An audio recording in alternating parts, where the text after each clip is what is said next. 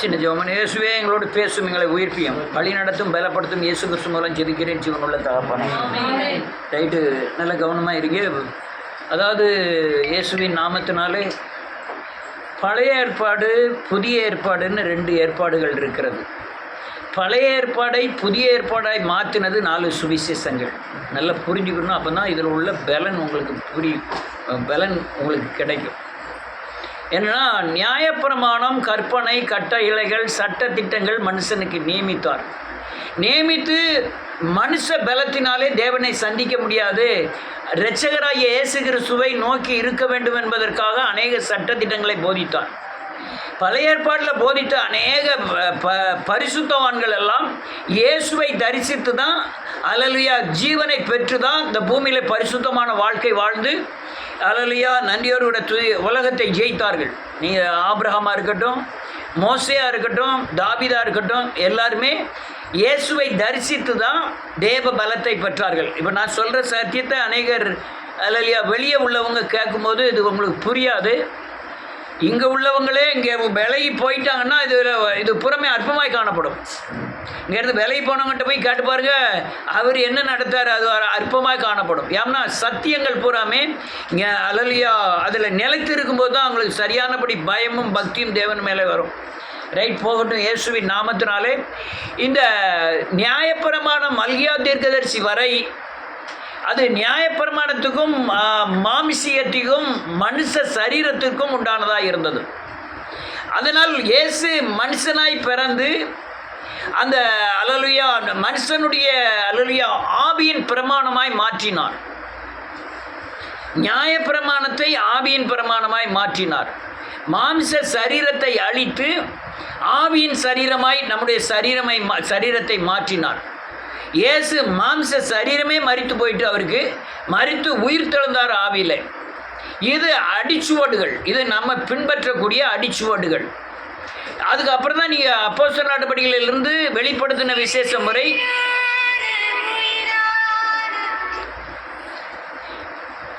அப்போஸ்தலர் முதல் வெளிப்படுத்தின விசேஷம் வரை நம்மை அந்த சிலுவையை காண்பித்து, இயேசுவை காண்பித்து, அல்லேலூயா, நம்மை, அல்லேலூயா, பாவத்துக்கு மரிக்க செய்து ஜீவனை பெற்றுக்கொள்ளும்படியாய் மாம்ச சரீரம் அழிந்து ஆவிக்குரிய சரீரத்தை பெறும்படியாகத்தான் இந்த போதனைகள் இருக்கிறது.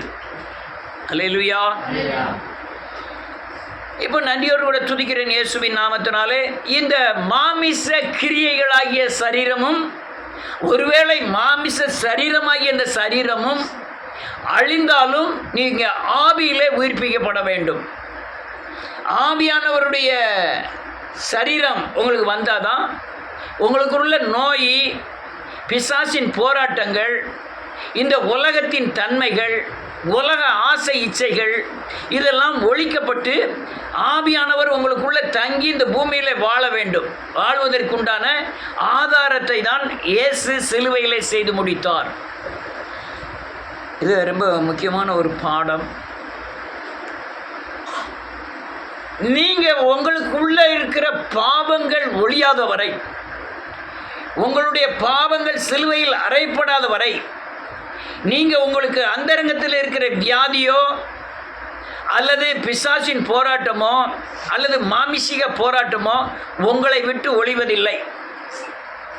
நீங்கள் ஆவியில் மாமிசத்துக்கு மறித்து ஆவியில் உயிர் தெழ வேண்டும். நீங்கள் சொல்லுதெல்லாம் உங்களுக்கு புரியுதா? புரிஞ்சுக்கிட்டீங்கன்னா நல்லது. மாமிசத்தை அழித்து ஆவியில் உயிர்ப்பிக்கிறதுலாம் புரிஞ்சுக்கிட்டீங்கன்னா நல்லது. இந்த உலகத்தில் நீங்கள் கிறிஸ்துவனாய் வாழ்ந்து அங்கே நெருக்கப்பட்டு இங்கே நெருக்கப்பட்டு அப்படி இல்லை. நீங்கள் தனிமையாய் தேவனோடு வாழ்ந்து எல்லாத்தையும் ஜெயிச்சு வாழணும். அதுதான் கிறிஸ்துவம்.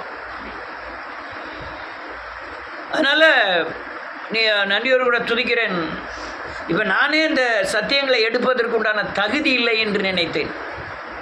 எனக்கு இப்போ வியாதி இருக்கிறது. நான் பழைய மனுஷன் செத்துட்டோம்னா வியாதியுமே அதோடு செத்துரும். புதிய மனுஷனாகிய கிறிஸ்துவை நான் தரித்து கொள்வேன். கிறிஸ்துவனுக்கு வியாதி வராதா? நீங்கள் அநேகர் சொல்லலாம், பவுலுக்கு வியாதி வந்தது அப்படின்னு. பவுலுக்கு வியாதி அல்ல, அது மாமிசத்தில் கொடுக்கப்பட்ட பலவீனம். என்ன பலவீனமா? என்னை உயர்த்தாதபடி எனக்கு ஒரு முள் கொடுக்கப்பட்டிருக்கிறது. அது ஆவிக்குரிய பலவீனம் தான். மாமிசம்னு இவங்க எல்லாரும் கல்லை கொண்டு எரிஞ்சதுனால கண்ணீர் வடிச்சுக்கிட்டே இருந்தான், அவன் கட்டையாக இருந்தான், மேல்கெல்லாம் அடிபட்டு அப்படிலாம் சொல்லுவாங்க. அது இல்லை. அவன் அழகாக சொல்கிறான், ஒரு அவயம் கிறிஸ்துக்கு விரோதமாக எனக்கு கிரியை செய்து அதுதான் எனக்கு மாமிசத்தில் கொடுக்கப்பட்ட முள், அந்த முள் சாத்தானுடைய தூதனாக இருக்குன்னு அழகாக சொல்கிறான். எப்பா பிரார்த்தித்துங்கிறவன் நோய்பாய்ப்பட்டிருந்தான் அப்படின்னு சொல்லலாம். சில ஆட்களுக்கு பரிசுத்தவான்களாக இருந்தாலும் அவங்களுக்கு அந்த சத்தியம் போய் கிடைக்காதனால எவ்வளவு சத்தியம் புரிந்திருக்கிறதோ, எவ்வளோ வருஷ சத்தியத்தை தேவன் நமக்கு தந்திருக்கிறோம், அதில் தான் விடுதலை. நான் சொல்ல புரியுதா? நீ பரிசுத்தமானாகவே இருந்தாலும் உங்களுக்கு ஒரு சத்தியம் எனக்கு நோயிலிருந்து விடுதலை தருவார்னு விசுவாசம் இருந்தால் தான் நோயிலிருந்து விடுதலை ஆகும். நான் பரிசுத்தமான ஆகிட்டேன், நோயிலிருந்து தேவன் விடுதலை கொடுக்க முடியாதுன்னு என்கிட்ட விசுவாசம் இல்லைன்னு சொல்லுவோம். நான் பரிசுத்தமானதாக இருக்கேன், நோயிலிருந்து என்ன செய்ய மாட்டேன், விடுதலை ஆக மாட்டேன். ஏன்னா நானும் மனுஷன்தான். அல்ல தாவீதா இருந்தாலும் என்னது, மனுஷன். தாவீதா இருந்தாலும் மனுஷன் தான், ஆபிரகாமா இருந்தாலும் மனுஷன் தான். தாவீதுக்கு கிடைச்ச சத்தியம் ஆபிரகாமுக்கு கிடையாது, ஆபிரகாமுக்கு கிடைச்ச சத்தியம் தானியலுக்கு கிடையாது, தானியலுக்கு கிடைச்ச சத்தியம் யாக்கோபுக்கு கிடையாது. ஒவ்வொரு ஆட்களுக்கும் அந்தந்த கால சூழ்நிலைக்கு தக்கன, அவன் விசுவாசத்துக்கு தக்கன, அர்ப்பணிப்புக்கு தக்கன தேவன் வசனங்களை கொடுத்து தன் வாழ்க்கையை நடத்த ஞானங்களை கொடுத்து இருக்கிறான். அல்லேலூயா. அப்போ இயேசுநாதர் இந்த 4 சுவிசேஷத்திலையும் நடந்த பேசின எல்லா காரியமும் அவர் தன்னுடைய நமக்கு மாதிரியாய் வைத்துட்டு போயிருக்கார். மாதிரின்னா என்ன? ஒரு மனுஷனுக்குள்ளே இருக்கிற கிரியைகளை, அசுத்த கிரியைகளை அழித்து ஆவியின் கிரியைகளை எப்படி பெற்றுக்கொள்வதுங்க கொண்டான அடிச்சுவடுகள். நீங்கள் இயேசுவை போல ஒவ்வொரு நாள் மாறிக்கிட்டு இருந்தாலே நீங்கள் தேவன் தங்க ஆலயமாக மாறிடுவீங்க. இயேசுவை போல நீங்கள் மாறிக்கிட்டே இருந்தாலே உங்களுக்கு பரலோக ராஜ்யத்தின் ஆளுகை உங்களுக்குள்ளே வந்துடும். இயேசுவை போல மாறிக்கிட்டு இருந்தாலே தேவன் மேலே இருந்த அதே வெளிச்சம் உங்களுக்குள்ளே வந்துடும். அல்லேலூயா. பிசாசானவன் பாதிச்ச பயங்கரமான ஒரு சத்தியம் என்னன்னா, நீ இயேசுவை போல மாற முடியாது. அல்லேலூயா. நீ இயேசுவை போலெல்லாம் மாற முடியாது. நீ சத்தியத்தை கை கொண்டுக்க, ஒரு 4 சத்தியத்தை கை கொண்டுக்க, 4 சத்தியத்தை கை கொள்ள முடியாது அப்படின்னு யார் போதிக்கா? பிசாசானவன் போதிக்கிறதுனால தான் வேதவசனம் சொல்லுகிற விடுதலையை மக்கள் சுதந்திரிக்க முடியல. நீ பெரிய பெரிய ஊழியக்காரருக்கு அநேகர் என பொய் சொல்லாமல் வாழ முடியுமா? பொய்னா பொய் இல்லை, ஏதோ ஒரு பாவத்தை செய்யாமல் நீங்கள் வாழ முடியுமா? இங்கே இருக்கவங்களே முடியாதுன்னு தான் சொல்லுங்க.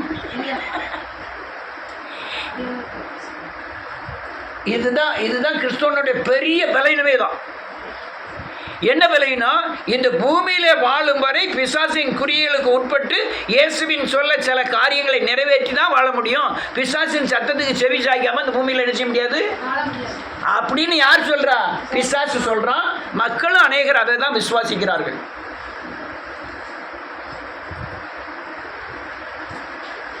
அதனால இந்த புதிய ஏற்பாட்டில் எழுதியிருக்கிற எல்லாமே பரிசுத்தாவியை தரித்து கொண்டு புதிய மனுஷனாய் பிறப்பதற்குண்டான எல்லா கிரியைகளும். அல்லேலூயா.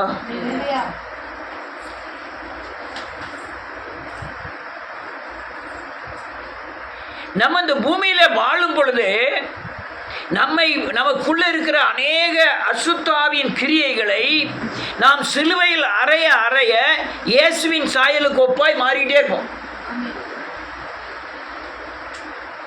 சத்யாக்குள்ள பிசாசின் கிரியை இருக்கா? எவ்வளோ காணம் இருக்கும்?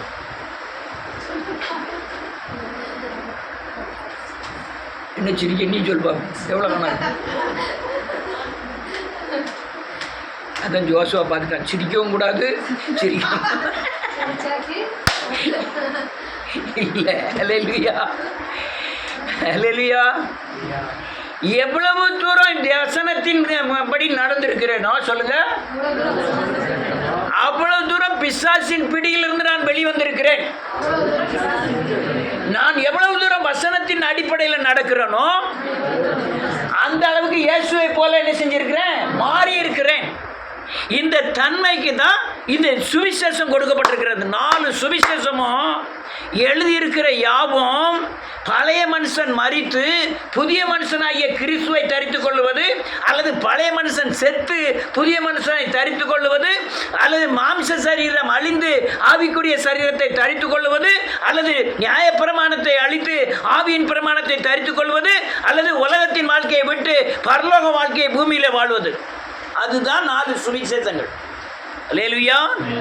அதுக்கப்புறம் உள்ள அப்போஸ்தலர்கள் வேலையிலிருந்து வெளிப்படுத்தின விசேஷம் வரை இதை நடைமுறைப்படுத்துவதற்காக கிறிஸ்து நமக்கு கொடுக்கப்பட்டிருக்கிறார். எல்லாரும் பொட்டப்பிள்ளை பெற்ற மாதிரி அப்படின்னு சொல்லி இப்போ என்ன ஆகிட்டு தெரியுமா, மாறிட்டு. இப்போ என்ன ஆம்பளை பிள்ளை பெற்ற எல்லாருமே பொட்டை பிள்ளையை தான் விரும்புகிறாங்க தெரியுமா. வரதட்சணை வரதட்சணை கொடுத்துட்றாங்க எல்லாரும். ஆம்பளை பையனுக்கு தான் ஆம்பளை பையன் தான் வரதட்சணை கொடுக்கறதுக்கு கேட்டுதாங்க. இப்போ ஆம்பளை பையன்கள் தான் வரதட்சணை பொட்டு பிள்ளைகளுக்கு கேட்டுதாங்க. நீங்கள் யாரும் கட்டிடாதீங்க அப்படிலாம்.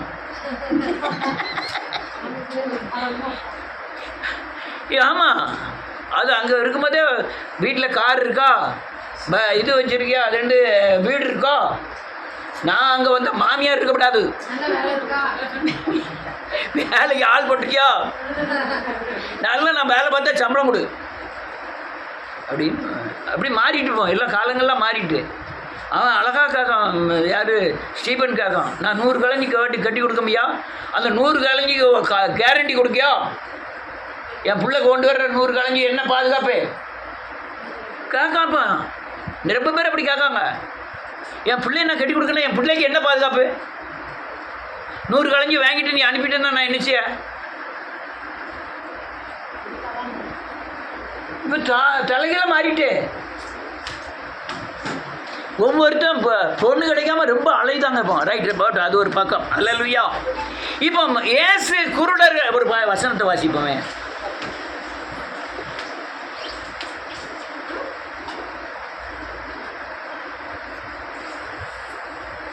மத்தேயு எழுதின சுவிசேஷம் 8வது அதிகாரம் 10வது அதிகாரம் 8, 9, 10. மத்தேயு 10வது அதிகாரம் 8, 9, 10.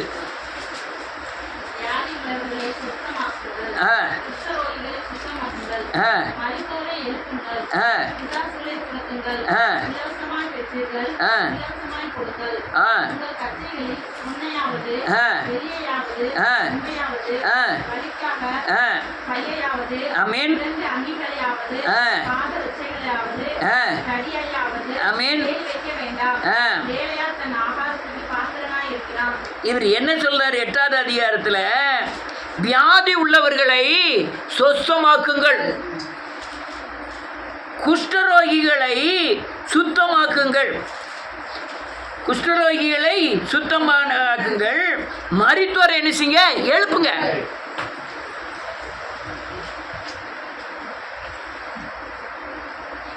ஜோம் பண்ணும்போதெல்லாம் நேற்று ஒரு வீடியோவில் ஒரு இதுவாக பாஸ்டர் எங்கெல்லாம் தொடுதாரோ உடனே சுகம் கிடச்சி. ஒரு ஆள் வருது, எனக்கு தலையில் வலி இருக்குது, இந்த நெஞ்சு வலி இருக்குது, வயிற்றில் வலி இருக்குது, உடனே அந்த பாஸ்டரில் நான் தொட்டோம்னா உடனே எல்லாம் சரியாயிரும். உடனே டக்குன்னு இயேசுவின் நாமத்தினால, இயேசுவின் நாமத்தினால, இயேசுவின் நாமத்தினால, இயேசுவின் நாமத்தினால இப்போ சரியாயிருக்கும் பாரு, உடனே சரியாயிடும். ஜான் ஜபராஜ் சொல்லார், நான் ஸ்டேட்டஸில் வச்சுருந்தோம்னு நினைக்கிறேன். ஜான் ஜபராஜ் சொல்லார், என்ன பாரு உன் கழுத்தில் இருக்க கட்டி அப்படியே மயங்கி போயிரும் அப்படிங்காரு. பாரு பாரு போயிருக்கோம். நீ ஜான் ஜபராஜ் ரசிக்கிறா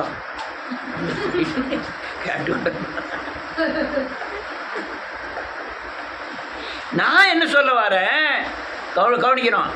சாபத்தினாலும் நான் செய்த பாவத்தினாலும் எனக்கு பேயின் மூலமாய் வியாதி வருகிறது. என்னது? சாபமாவது நான் பாவமாக செஞ்சா ஆண்டவர் என்னை சீர்படுத்துவதற்காக பேயின் கையில் கொடுக்கிறாரு, அல்லது என்னுடைய நியாய தீர்ப்புனால அவர் பேயின் கையில் என்ன செய்யறாரு? கொடுக்கிறார். இப்போ நான் என்ன ஜெபம் பண்ணுறேன்? இந்த வியாதியை நான் இயேசுவின் நாம, இந்த பாவத்தையும் சாபத்தையும் சொல்றது இல்லை. நீ சிலுவையில் இந்த என்னுடைய பாவத்தையும் சாபத்தையும் சுமந்துக்கிட்டாரு, அந்த தண்டனையை ஏற்றுக்கொண்டாருன்னு சொன்னாதான் என்ன உண்டாகும்? நீ இயேசுவே சொல்லலை, அல்லையா சிலுவையே சொல்லலை, உன் பாவத்தினால வந்துடுன்னு சொல்லலை. இதோ உன் தொண்டையில் இருக்க கட்டி போயிரும் ஷூ அப்படின்னா என்னையா இது? நான் சொல்லுறது நல்லா தெளிவாக புரிஞ்சுக்கணும். அப்போ தான் நீங்கள் வேறு இடத்துல போய் மாட்டாமல் இருப்பீங்க. நான் என்னத்தை சொல்லணும், நீ உன் முன்னோர்கள் செய்த சாபத்தினால இந்த வியாதிகள்லாம் இருக்குது, நீ செய்த பாவத்தினால இந்த வியாதிகள்லாம் இருக்குது. இந்த வியாதிக்கு இந்த பாவத்தை நீ சிலுவையில் அறிக்கை செய்யி. ஆண்டவர் ஒரு ஆளை சோகம் கொடுத்துட்டு சொன்னார், உன் பாவம் உனக்கு என்ன செய்யுது, மன்னிக்கப்பட்டது, நீ படுக்கை எடுத்துட்டு நடந்து போ. அப்போ முதல்ல என்ன சொன்னார், பாவங்களை மன்னிச்சு தான் அவர் நோயை என்ன செய்யாரு, குணமாக்கினார். அப்போ அவர் நோயை குணமாக்கணும்னா முதல்ல பாவம் என்ன செய்யப்படணும், மன்னிக்கப்படணும். இப்போ எனக்கு வியாதி இருக்கு, இந்த வியாதியை நீக்குவதற்கு நான் பாவத்தை சிலுவையில் சுமந்துட்டாரு, இந்த வியாதி என்னை மேற்கொள்ளுவதில்லைன்னு விசுவாசம் எனக்கு என்ன உண்டாகும். ஆனால் எனக்கு விசுவாசிக்கக்கூடிய அளவுக்கு ஆத்ம பலன் இல்லை. அதான் பிரச்சனை, அதுதான் பிரச்சனை. இப்போ வேதம் சொல்லுது, கிறிஸ்தவர்கள் அதில் ஆப்ரேஷன் பண்ணி குழந்தை பார்க்கக்கூடாது. பிள்ளை பெற்றினாலே அவள் என்ன செய்யப்படுவாளாம். ஆனால் ஏன் பிள்ளை பெற்றினால ரசிக்கப்படலை, பாவத்தை அறிக்கை செய்யக்கூடிய பலன் நம்மகிட்ட இல்லை. நான் அறிக்கை செய்கிறேன், ஆனால் என் பாவத்தை மன்னிச்சுட்டாருங்கிற விசுவாசத்தை என்னால் விசுவாசிக்க. அதாவது இது உள்ளான கருத்துக்களை சொல்லிட்டு இருக்கேன். இந்த வசனம் இருக்கியா, அந்த வசனத்தின்படி அல்லேலூயா என்னை குப்பையின் தூசியில் எடுத்து ராஜாக்கள் பிரபுக்கள் மத்தியில் அமர பண்ணுவார், சத்தியம். இதை விசுவாசிக்க என்ன, ராஜாக்கள் பிரபுக்கள் மத்தியில் நம்மளை கொண்டு உட்கார வைப்பாராகும். நமக்கு என்ன இல்லை, பலன் இல்லை. விசுவாசம் வந்தால் தான் நாங்கள் குணமே ஆகும். அவள் அழகா சொன்னான், வஸ்திரத்தின் ஓரத்தை ஆகிலும் தொட்டால் நான் என்ன ஆவேன் அப்படின்னு சொல்லிட்டே போறான். அந்த சொல்லிட்டே போகும்போது அவன் போய் தொட்ட உடனே என்ன ஆயிட்டு, ஒரு வல்லமை பாய்ந்து சோகம் உண்டாயிட்டு. ஆனா அந்த பலன் நமக்கு இல்லை. இதுதான் இப்ப நீ பிரச்சனையே. அதான் வியாதியை கொடுக்கிற பிசாசு அவிவிசுவாசத்தையும் சேர்த்து வைத்து நமக்கு கொடுத்து அந்த வியாதியை நமக்குள்ளே நிலைநிறுத்துகிறான். காய்ச்சலை குணமாக்குனவர் கேன்சரையும் குணமாக்க. ஆனால் நான் என்ன நினைக்கிறேன், காய்ச்சலுக்கு லேசான காய்ச்சலுக்கு ரொம்ப விசுவாசிக்கிறேன். ஆனால் பெரிய கேன்சருக்கு விசுவாசம் இல்லை. அல்லேலூயா. மரித்தோரை எழுப்பினார், சும்மாலாம் எழுப்பல, வார்த்தையை அனுப்பி எழுப்பினார். லாசருவே வெளியே வா. அவர் வார்த்தை போன உடனே வெளியே வந்துட்டான். ஆமென். லாசரு அங்கே உள்ளிருந்து கேட்டுக்கிட்டா இருந்தான், யா அவனுக்கு உயிர் இல்லை. அப்போ அங்கே உள்ள கேட்டது யாரு, லாசருக்கு உயிர் இல்லை உள்ள. அது 4 நாள் ஆயிட்டுன்னு எழுதியிருக்கு வேதம்.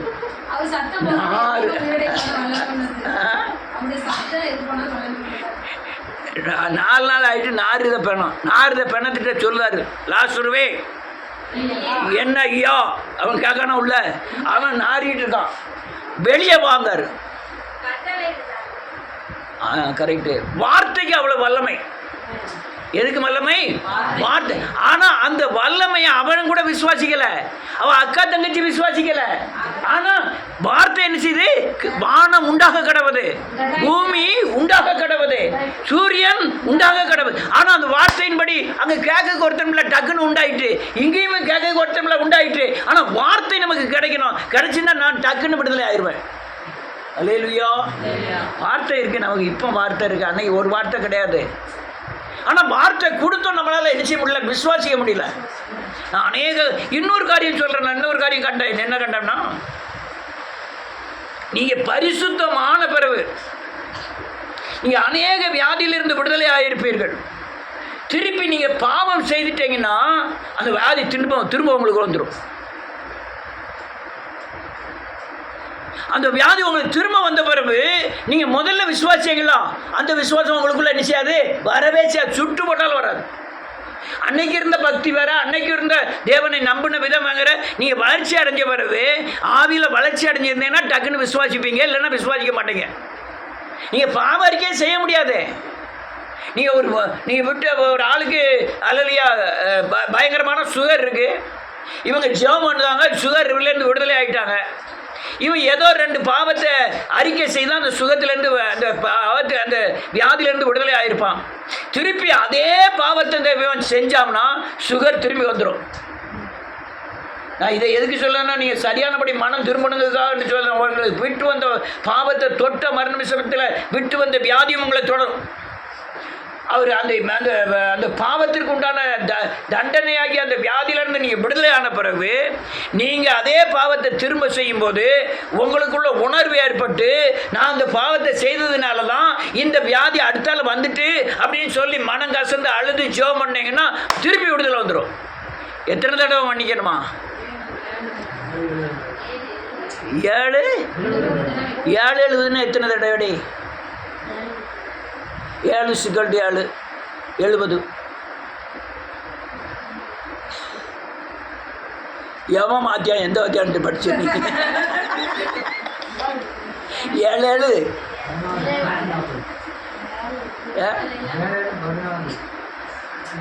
7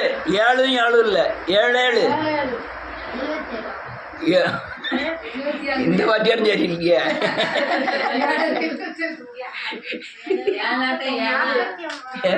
7 × 7 49 கூட ஒரு 0 போட்டுக்க முன்னா. அத்தனை தடவை மன்னிக்கணுமா? அப்போ நம்ம அறிக்கை செஞ்சால் மன்னிக்காம இருப்பாரா? மன்னிப்பார். அதே போல தான் கவனமாக கேட்கணும். இப்போ தான் கேட்கணும், நீங்கள் கேட்கக்கூடியது. இந்த மாமிசத்தை ஆவியாய் மாற்ற முடியாது வந்தார். என்னது? நான் மாமிசத்துக்குரியவன். நான் இப்போ தேவனுக்குள்ள வந்து சிலுவையை நோக்கி பார்த்தோன்னே நான் எதுக்குரியவனா மாற்றேன்? ஆவிக்குரியவனா மாற்றேன். அல்லேலூயா. இப்போ யாருக்குரியவன்? ஆவிக்குரிய. இதே காரியத்தை தான் பைபிளில் எழுதி வச்சிருக்கிறாரு. என்ன எழுதி வச்சிருக்காரு? அதே வசனத்தை வாசிமா. மூடியாச்சா?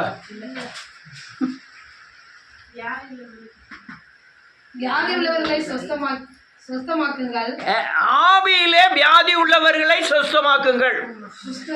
ஒரு நிமிஷம். ஆவியிலே குஷ்டரோகிகளை சொஸ்தமாக்குங்கள். ஆவியிலே மரித்தவர்களை எழுப்புங்கள். திருப்பி சொல்லுங்க. ஆவியிலே வியாதி உள்ளவர்களை சொஸ்தமாக்குங்கள். ஆவியிலே குஷ்டரோகிகளை சொஸ்தமாக்குங்கள். ஆவியிலே மரித்தவர்களை உயிர்ப்பீங்கள். இதுதான் இங்க எழுதப்பட்டிருக்கு. இவரு மாமிசத்துல செஞ்சிட்டு இதை நீங்க ஆவியால செய்யுங்கன்னு சொல்றாரு. நமக்கு மாமிசத்துல செய்யறதுக்கு வல்ல தேவன். அவர் நம்ம ஆவியாக்கும்படியாதான் வந்தாரு. காய்ச்சலை குணமாக்குறாருன்னா உங்க காய்ச்சல் குணமாக்கலாம் வரல. அவருக்கு அந்த வேலையும் கிடையாது. நீ பாவத்திலிருந்து விடுதலை ஆகி என்ன ஆகணும்? ஆவியில மாறணும். நீ பரலோக ராஜ்யத்துக்கு என்ன ஆகணும்? தகுதி பெறணும், ஆயத்தமாகணும்.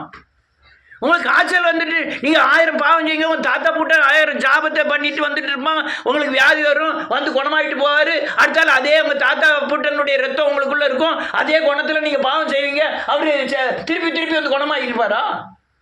உங்களுக்கு அந்த வியாதி திரும்ப வராமல் இருக்கிறதுக்கு அவர் ஆவியில் ஆக்கி உங்களுக்குள்ள ஆவியை வைக்கிறார்.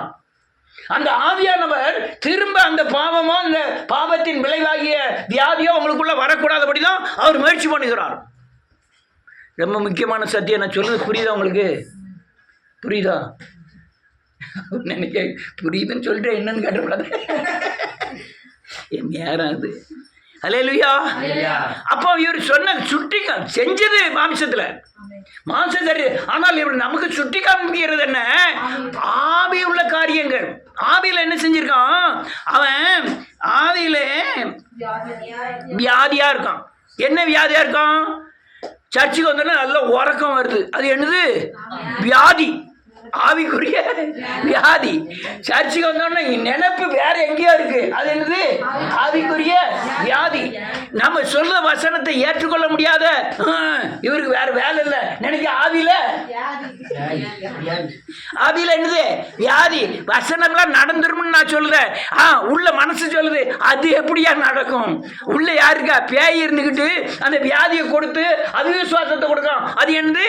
வியாதி.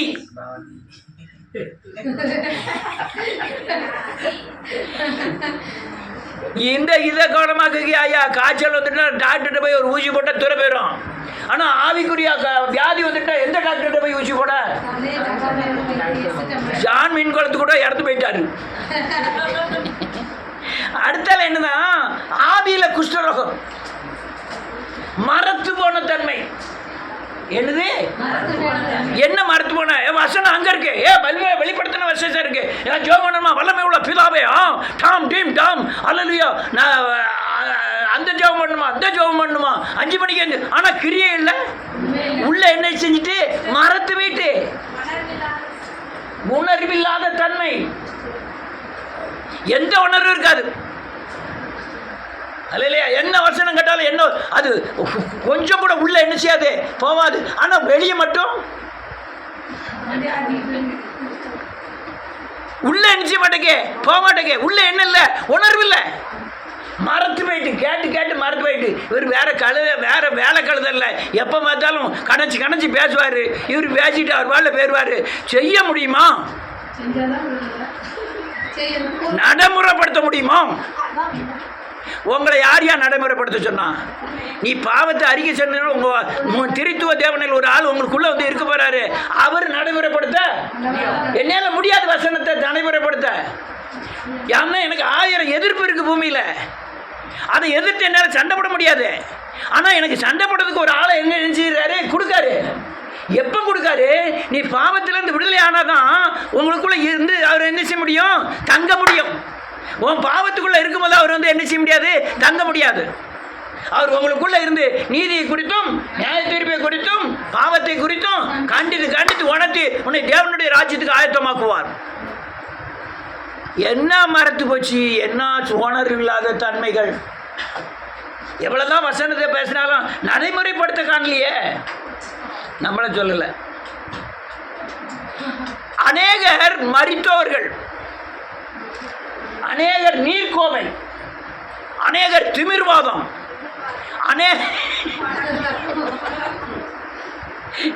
அநேகர் திமிர்வாதம். நான் ஆளுல ஏசல எழுதியிருக்காதான் சொல்றேன். திமிர்வாதம் இருக்கா இல்லையா?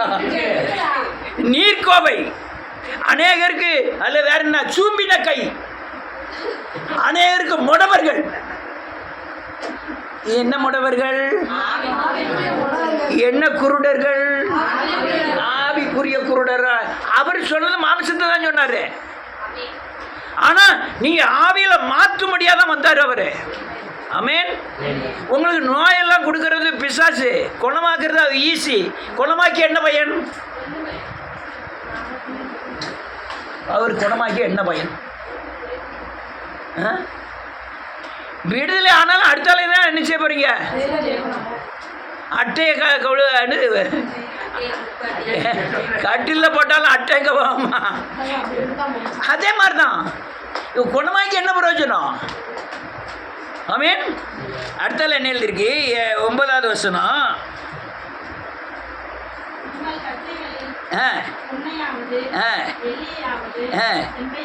இதெல்லாம் ஊழியக்காரங்க இந்த சப்ஜெக்டே எடுத்துட மாட்டாங்க. என்ன எழுதிருக்கு? நீங்க மரித்தோரை எழுப்பணுமா?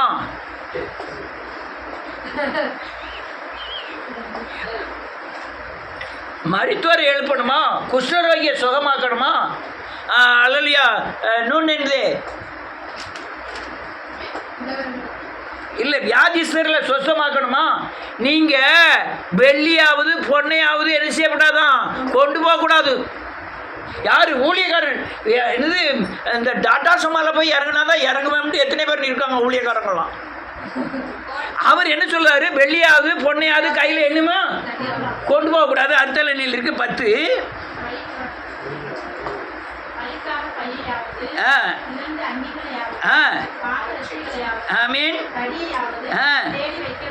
தேடி வைக்க வேண்டாம். இந்த தன்மையில் ஆண்டவரை மட்டும் நம்பி போகிற மட்டும்தான் இந்த சத்தியத்தை பேசவும் முடியும், இப்படி உள்ளவங்களை எழுப்பவும் முடியும். உங்களை காய்ச்சலை குணமாக்கி ஆண்டவருக்கு என்ன லாபம்? நீங்க ஆவிக்குரிய காய்ச்சலை குணமாக்கணும்னா அவருக்கு லாபம். நீங்க உங்க குஷ்ணரோகத்தை சுகமாக்கி அவருக்கு என்ன லாபம்?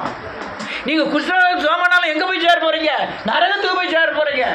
ஆனால் குஷ்டரோகியை சுகமாக்கி உங்களுக்கு ஆவிக்குரிய குஷ்டரோகத்தை சுகமாக்குனார்னா நீங்கள் எங்கே வந்து சேருவீங்க? அதுதான் அவருக்கு தேவை. அவர் அதுக்காக தான் தேவன் என்ன செஞ்சிருக்காரு? மரித்திருக்கிறார். ஆமென். ரைட்.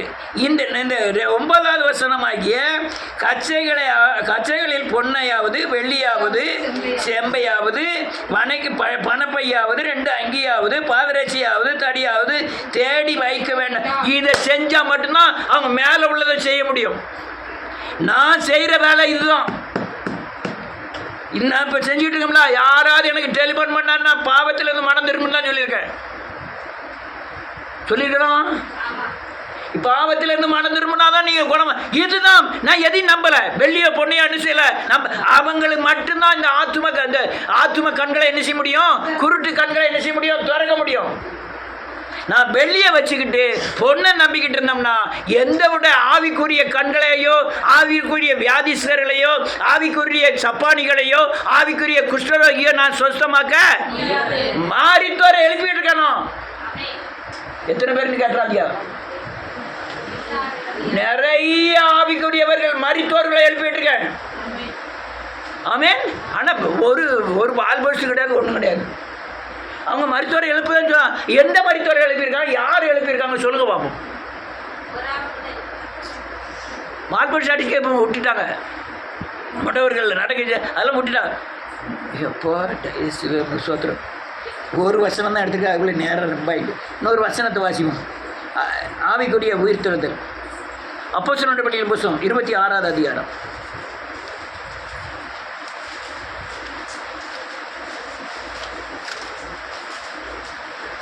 இவ்வளோ சீக்கிரம் போயிட்டு 8வது வசனத்திலிருந்து 21வது அதிகாரம் 8வது வசனத்திலிருந்து.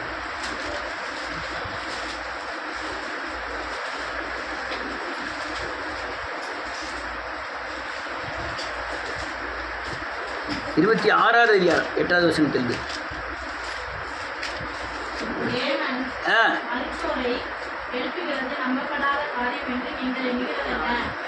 இவன் எந்த மரித்தோரை எழுப்புகிற சொல்றாரு? ஆவிக்குரிய மரித்தோரை எழுப்ப சொல்ல. அடுத்தால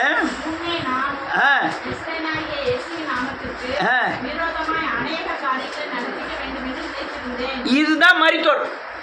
இது என்னது? மரித்தோர். அவன் கிளீனாக எழுதியிருக்கான். சொல்கிறான் யார்? பவுல். தேவன் மரித்தோரை எழுப்புகிறது நம்பப்படாத காரியம் என்று நீங்கள் எண்ணுகிறது என்ன? நான் மரிச்சு போயிருந்தேன். மரிச்சு போய் என்ன செஞ்சேன்? நசரான இயேசுவுக்கு விரோதமாக நடந்துக்கிட்டே இருந்தேன். அடுத்தால ஆமென். அதிகாரம் பெற்று ஆமென் அடைத்தேன். இதுதான் மரித்த நிலைமை. கிறிஸ்துவர்களுக்கு விரோதமாய் ஆவிக்குரியவர்களுக்கு விரோதமாய் எழும்புதெல்லாம் மரித்தவர்கள் நிலைமை. நமக்கு விரோதமாக பயங்கரமாக எழும்புவாங்க. எனக்கு தெரியும். கிறிஸ்துவே இயேசுவே கிறிஸ்து என்று எங்கே பிரசங்கிக்கப்படுதோ, சிலுவை உபதேசம் எங்கே பிரசங்கிக்கப்படுதோ அநேகருக்கு விரோதமாக இருப்பாங்க. உங்களை சிறைச்சாலையில் அடிப்பார்கள். உங்களை ஒரு சிலர் என்ன செய்வாங்க? யாரை கொலை செய்வாங்க? சிலுவை உபதேசத்தில் உள்ளவங்க. ஏன்னா பிசாசு விரும்பாத ஒரு இடம் என்ன தெரியுமா? சிலுவை. அந்த சிலுவை உபதேசத்தை எங்கே பிரசங்கிக்கமோ கிறிஸ்துவன் பேர் வச்சுக்கிட்டு இருக்க அநேக அந்தி கிறிஸ்துகள் வந்து மோத ஆரம்பிச்சிருவாங்க. அதில் பேசுகிறவர்கள் நீங்கள் அல்ல, பிதாவே என்ன பேச வேண்டும் என்று என்பதை நீங்கள் என்ன செய்யாதீங்க? நிர்ணயிக்காதீர்கள். அந்த நேரத்தில் உங்களுக்கு என்ன செய்யப்படும்? அருள் செய்யப்படும். அடுத்தால என்ன எழுதிருக்கு? ஆமீன் ஆமீன் சொல்ல ஆமீன் ஆமீன். என்ன எழுதிருக்கேன்? கிறிஸ்துவனா இல்லையா? சிலுவைக்கு மாறுபட்ட கிறிஸ்துவன், சிலுவையை விசுவாசிக்காத கிறிஸ்துவன் யாரு? நியாயப்பிரமாண கிறிஸ்துவன். இயேசுவை கிறிஸ்துவன் அறிவிக்காத கிறிஸ்துவன் யாரு? பவுல். இவன் மரிச்சு போயிருக்கான். இவனுக்குள்ள என்ன வரணும்? உயிர் வரணும், ஜீவன் வரணும். ஜீவன் வந்தாதான் இவனை சந்திச்சாதான் இவன் உயிர் பெற முடியும். உங்களையும் ஒரு நாள் ஜீவன் சந்திச்சுது. அதனால இங்கே வந்து உட்காந்துட்டு இருக்கீங்க. அல்லேலூயா. ரைட். அடுத்தால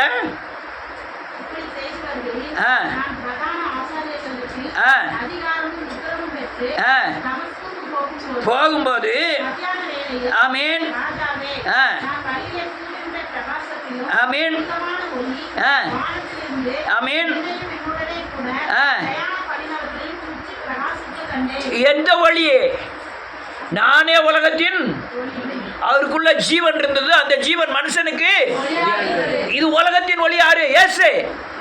இயேசு வெளிச்சமா இவன் மேல என்ன செய்ய ஆரம்பிச்சாரு? பிரகாசி. அதே மாதிரி தான் பிரகாசம் நமக்கு உண்டானது.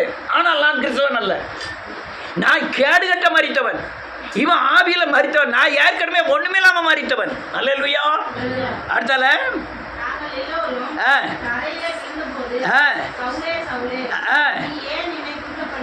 ஆமீன்.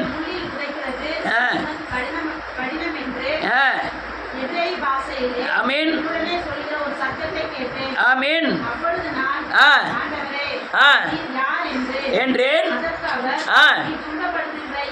இயேசு நானே என்றார். இயேசு சந்திக்கிறாரே கண்ணை திறந்துட்டு. அல்லேலூயா.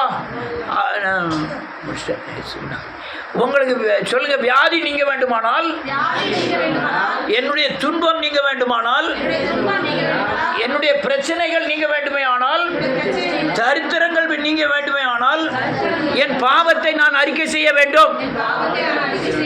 அப்பொழுதுதான் ஆவியானவர் ஆளுகை எனக்குள் வந்து என் ஆத்தும கண்களை திறக்கும்.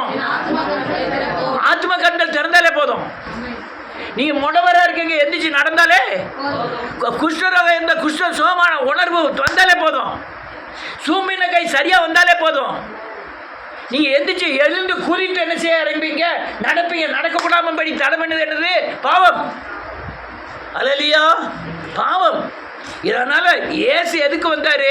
ஆவிக்குரிய கண்களை திறக்க முடியாது வந்தான். பவுல் போயிட்டே இருக்கான், அவனுக்கு ஒரு ஆவிக்குரிய கண்கள் என்ன செய்யப்பட்டது? திறக்கப்பட்டது. அவன் சொல்லாரு, முள்ளில் உதைக்கிறப்பா, நான் முள்ளு முடி வச்சிருக்கேன் தலையில, உனக்காக தான் முள்முடி வச்சு நான் சிலுவையில் தொங்குறேன். அந்த முள்ளில் போய் உதைக்கிறது யாருக்கு சங்கடம்? உனக்கும் சங்கடம், ஆண்டவருக்கும் சங்கடம். முள்ளு இந்த ஜோசுவா தான் முன்ன இருக்கான். ஒன்னே சொல்லப்பா, அலெக்ஸ் சொல்றேன். அலெக்ஸ் தலையில் முள்முடி இருக்கு. இவன் ஜோசுவா ஒரு மிதிக்கான். யாருக்கு வலிக்கும்? அதான் பிரச்சனை. இயேசுவை பகச்சா யாருக்கு வலிக்கும்? உங்களுக்கும் வலிக்கும், அவருக்கும் வலிக்கும். அவர் புள்ள, அவர் தகப்பனால அவருக்கு வலிக்கும். நீங்கள் அவரை உதைக்கிறதுனால உங்களுக்கு வர்ற தண்டனைனால உங்களுக்கு வலிக்கும். அதனால சொல்றாரு, என்ன ஏன் முள்ளில் உதைக்க? நான் முள்முடியில் இருக்கேன், முள்முள்ளில் ஏன் உதைக்க? உனக்கு கடினமாமே. அப்போ நான் நீங்கள் யாரு? நீ துன்பப்படுத்துகிற ஏசு. யாரு துன்பப்படுதா?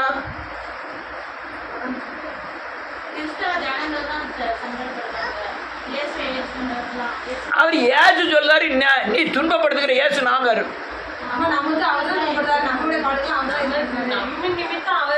துன்பப்படுகிறார். நமக்கு மித்தம் அவர் என்ன செய்யறாரு? அப்ப நான் நீ கொஞ்சம் நீ பாவத்துக்குள்ள போனா யார் துன்பப்படுதா? அவரு துன்பம். அதான் சொல்ல, நீ துன்பப்படுத்துகிற இயேசு நானே. உன்னை உயிர்ப்பிக்கிறார், உயிர்ப்பிக்கிறார். நீ அது ஒரு வேற ஒரு வாழ்க்கைங்க. கிறிஸ்துவ ஜீவியம் என்பது வேற ஒரு வாழ்க்கை.